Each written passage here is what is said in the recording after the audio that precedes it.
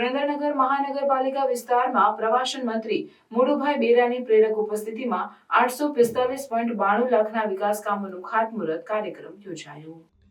સુરેન્દ્રનગર મહાનગરપાલિકા વિસ્તારમાં મુળુભાઈ બેરાની પ્રેરક ઉપસ્થિતિમાં વિકાસ કામોના ખાતમુહૂર્તનો કાર્યક્રમ સુરેન્દ્રનગર જિલ્લા કડવા પાટીદાર મંડળનો હોલ 60 ફૂટ રોડ સુરેન્દ્રનગર ખાતે યોજાયો। આ તકે પ્રવાસન મંત્રી મુળુભાઈ બેરાએ પ્રાસંગિક ઉદ્બોધન કરતા જણાવ્યું હતું કે રાજ્યભરમાં દરેક જિલ્લામાં એક આઇકોનિક રસ્તાનું નિર્માણ કરવામાં આવનાર છે, જે જિલ્લાની ઓળખ સમૂહ હોય।